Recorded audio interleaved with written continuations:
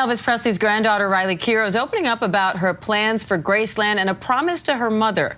There's a staircase in the middle of Graceland that 20 million visitors have walked past, and not one of them has been allowed to climb. It sits just off the main hallway, roped shut behind a velvet cord, and for almost 50 years it has led to the one part of Elvis Presley's mansion that has never been photographed, filmed, or toured. Above that rope is where Elvis actually lived. It's where he slept, where he read, where he spent his last private hours, and where he died on August 16, 1977. And for decades, the only people who have ever seen it are family, staff, and a small circle of people the Presleys trusted completely.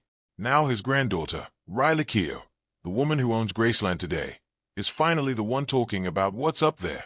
Not with a camera crew, not with a tour guide script, but in her own words, in her own memoir, and in interviews she's given since becoming the last surviving member of her mother's household. This is what she's actually said, what's actually confirmed, and what's still just legend. To understand why that staircase matters so much, it helps to remember that Graceland wasn't always a monument. It started out as an ordinary house. It was built in 1939 by a Memphis businessman named S.E. Toof on land that was, at the time, well outside the city, surrounded by farmland rather than fans. It had about 10 rooms, white columns, a colonial front porch, and nothing about it suggested it would ever become the second most visited home in America. In 1957, a 22-year-old Elvis Presley, already famous enough that he couldn't walk down a street without being mobbed, bought the property for roughly $102,500. He wasn't buying a mansion to show off. He was buying distance. He wanted somewhere the fences could actually keep the world out. That didn't last long, of course, because Elvis never did anything halfway. Over the next 2 decades, he turned Graceland into something closer to a diary written in furniture and paint. The Jungle Room, with its green shag carpet and carved wooden chairs, doubled as a home recording studio in his final years. Some of his last tracks, including Moody Blue, were cut right there in 1976. Behind the house, he built the Meditation Garden, a quiet, stone-lined space that would later become his grave, and eventually his parents', his grandmother's, and his daughter Lisa Marie's as well. When Graceland opened to the public in 1982, it became a place where fans could walk through the music room, the trophy building, the car museum, every version of Elvis the world got to see. But the upstairs was never part of that. It has stayed closed since the day he died, sealed off first by his father Vernon, and then, quietly, by every generation of the family since. Riley Keough is Lisa Marie Presley's daughter and Elvis's granddaughter, and she is also, as of Lisa Marie's death in January 2023, the person who now owns and runs Graceland. Unlike a lot of the speculation that circulates online, Riley hasn't given some tell-all confession about secret rooms and hidden tunnels. What she has done is something quieter and, honestly, more interesting. She's talked, in a handful of real interviews, about what it was actually like to be a kid in that house when the rest of the world thought it was just a museum. On a 2024 appearance on Late Night with Seth Meyers, promoting the memoir she co-wrote using her mother's own recorded audio, Riley described something that sounds almost funny until you sit with it. Graceland runs public tours every day, starting in the morning and wrapping up around 4 in the afternoon, and Elvis's bedroom and Lisa Marie's old room have never been part of that tour route. So when Riley and her mother would visit and stay in the house, if they didn't leave before the tour started, they were effectively stuck upstairs, waiting quietly, until the last visitor of the day walked back out the front door. She joked to Seth Meyers that the house was basically Hotel California for her family. You can check in, but while the tours are running, you're not exactly free to wander downstairs.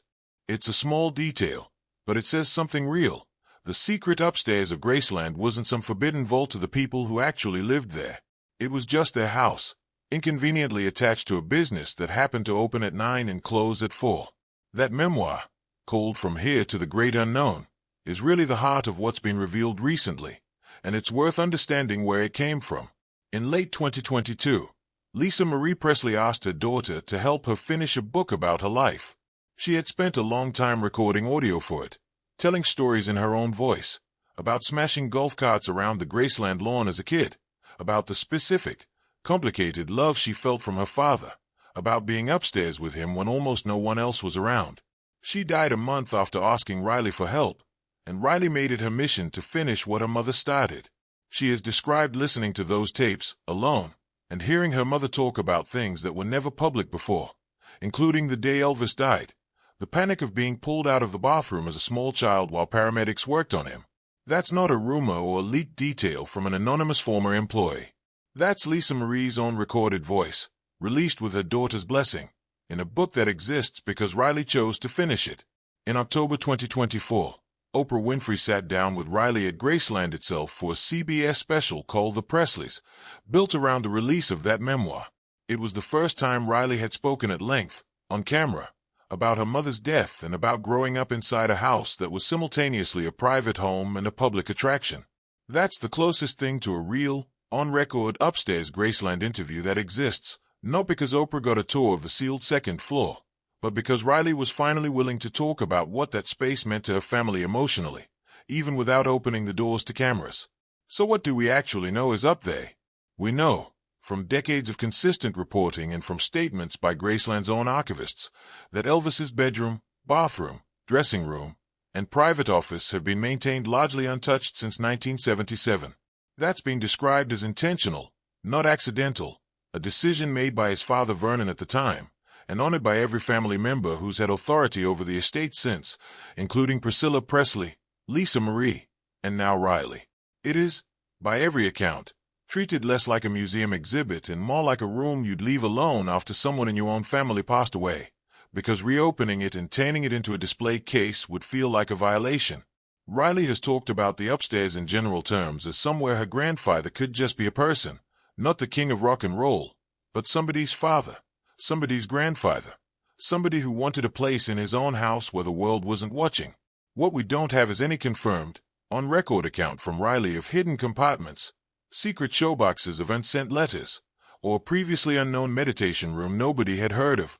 Those specific details show up across a wave of YouTube videos and clickbait articles that have circulated since 2025, dressed up as if they were direct quotes from Riley, and they don't line up with anything she's actually said publicly.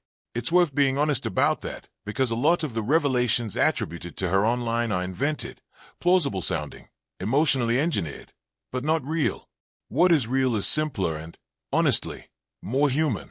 A granddaughter who grew up half inside a tourist attraction, who lost her mother, uncle, and grandfather to the same house in different ways, and who has chosen to talk about that grief instead of turning the upstairs into content.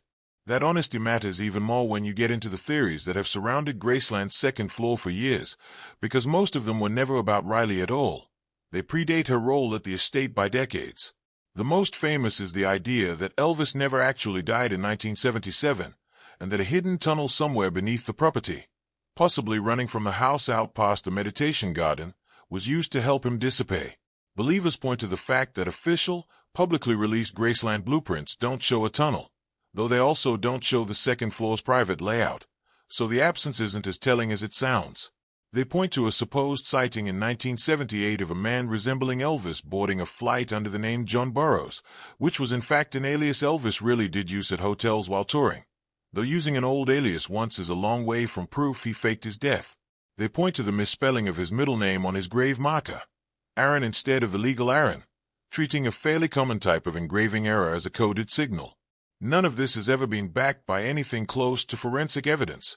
There's a documented autopsy, a funeral his family and tens of thousands of mourners attended in person, and, in the decades since, no verified sighting, DNA sample, or first-hand account that is held up under scrutiny. It's a legend that keeps circulating not because there's real evidence behind it, but because so little of Elvis's last months was seen publicly, and people tend to fill silence with stories. The other theory that keeps resurfacing is that Elvis fathered children outside his marriage to Priscilla, and that one or more secret heirs could someday challenge the Presley estate. It's true that individuals have come forward over the years claiming a biological connection to Elvis, and a few of those claims have actually reached courtrooms, including at least one attempt to get a court order to exhume his body for DNA testing, which was denied. It's also true that the estate is legally structured through the Elvis Presley Trust in a way that makes casual claims very difficult to pursue, since anyone asserting an inheritance right would need verifiable DNA evidence and a documented chain of custody, not a hair sample from an auction block of memorabilia. So far, none of these claims is held up to that legal standard, and the Presley family, Lisa Marie during her lifetime, and Riley since, has generally chosen not to engage with them publicly. That silence gets read by some as suspicious, but it's just as reasonably read as a family declining to give free publicity to claims that have never been substantiated. As for unreleased Elvis recordings supposedly locked away in a private archive upstairs, that one sits in a gray area between fact and folklore. It is true that Elvis recorded far more material at Graceland, particularly in the Jungle Room sessions of 1976, than RCA ultimately released during his lifetime, and his longtime producer Felton Jarvis spoke, before his own death, about late-night tapes and informal recordings that were never meant for commercial release. RCA and Sony have since put out multiple box sets of outtakes and alternate takes over the years, so a good deal of that vault material has already surfaced in curated form. Whether there's additional material still sitting and catalogued in Graceland's private storage is genuinely unclear. Archivists working with the estate have acknowledged that not everything in the house has been fully digitized yet, which is a very different claim from there are secret unreleased albums hidden in a locked bedroom. It's plausible. It's also, right now, unconfirmed. What ties all of this together, and what I think is the actual story here, isn't a tunnel or a showbox or a lost tape. It's a young woman who inherited an unusually complicated life. Riley Keough lost her uncle Benjamin to suicide in 2020, her mother Lisa Marie in January 2023, and almost immediately after that had to navigate a legal dispute with her grandmother, Priscilla Presley, over a 2016 amendment to the family trust, a dispute that was ultimately settled privately rather than fought out in open court. At the same time, she took on ownership of one of the most visited private homes in the country, a business built entirely around public access to her family's private grief. She said she doesn't see Graceland as a museum frozen in time so much as a living space that still belongs, in some sense, to the people who lived in it, which is probably why she supported things like new educational partnerships and archival digitization projects rather than, say, opening the upstairs to paid tours or letting a streaming service film inside it. She has been clear that the upstairs will stay closed to the public, not because there's anything scandalous to hide, but because some things in a family are allowed to just stay a families. So if you're looking for a hidden tunnel, a secret sibling, or a showbox of unheard confessions, the honest answer is that none of that has ever been confirmed by Riley Keough, by Graceland's archivists, or by anyone with direct access to the estate. What has been confirmed is something a little less sensational but a lot more real: a bedroom, a bathroom, an office, and a dressing room that have been left almost exactly as they were on August 16, 1977, kept that way across 4 different generations of a family that keeps losing people in that same house. A granddaughter who spent childhood afternoons trapped upstairs waiting for tour groups to leave, joking about it decades later on a late-night couch. A memoir built from a mother's own voice, finished after her mother could no longer finish it herself. And a decision, made again and again by people who never asked for the world's attention, to let one staircase in an otherwise fully public house stay exactly what it's always been, theirs. If you found this interesting, there's a lot more in Riley Keough and Lisa Marie Presley's memoir From Here to the Great Unknown, and in the Oprah special The Presleys, for anyone who wants to hear it in their own words rather than through second-hand retellings. Thanks for watching, and I'll see you in the next one.